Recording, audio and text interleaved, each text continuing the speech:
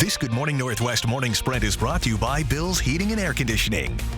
It is 6:53 on the dot. Time to get you ready to take on your Wednesday here in the morning sprint. And Mark is telling us about some warmer temps in today's forecast. But let's get to Sydney Charles right now with details on President Biden's critical meeting in Israel today.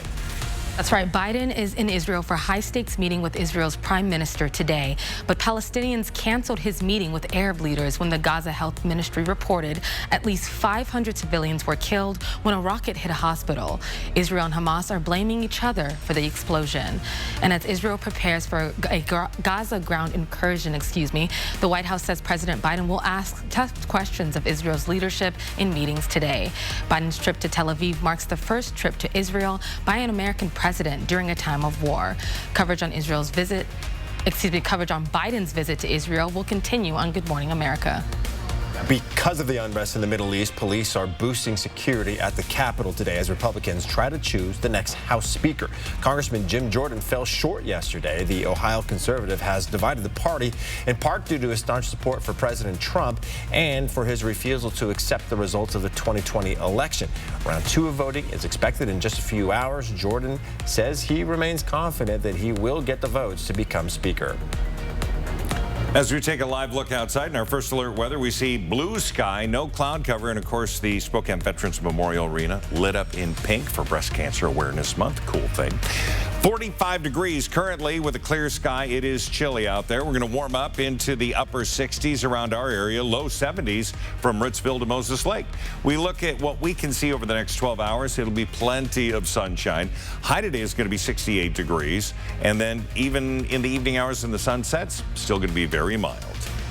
Idaho State Police still searching for this man last seen near the old Wolf Lodge east of Coeur d'Alene. ISP says he's armed and dangerous. Anyone who sees him should call 911. We now know the name of 3 people found dead inside of a home in Kennewick following a SWAT standoff yesterday. Investigators say it started as a suspicious missing persons report.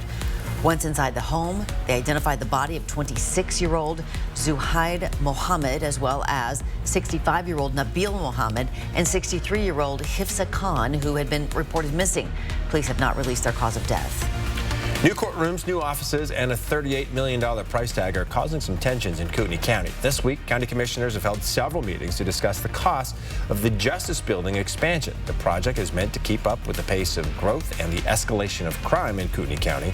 In March, commissioners approved a $35 million price tag, but additional construction costs have been tacked on, bringing that total to around $38 million. County commissioners are now working together to make sure cost overruns like this don't happen in the future. And just over the state line, the Spokane County Jail is also dealing with overcrowding issues, and that's why some are pushing for a sales tax increase that covers the cost of a new jail. If approved by voters, sales tax would increase 0.2%. That money would fund the new jail and other criminal justice projects. Supporters, including Spokane County's sheriff, says limited jail capacity limits law enforcement's ability to keep the community safe. With Election Day just a few weeks away, we want to hear from you on which races and issues matter the most to you. So send us your questions. We'll take them to the candidates. You can find the form to submit your questions on our website, KXLY.com. And you are taking a live look at the Dutch Bros this morning, this one in Spokane Valley, where $1 from every coffee you buy today goes to benefit Children's Miracle Network. If you go to any Spokane area Dutch Bros locations, $1 from your cup of coffee will be donated by New America Credit Union to Children's Miracle Network as part of a fundraiser for them. The goal is to raise at least $10,000 for CMN. And a program in East Central Spokane is helping young adults earn their diplomas and find a job. Youth Build helps any disadvantaged young adult from 16 to 24 years old finish their high school education and develop skills in either healthcare or construction.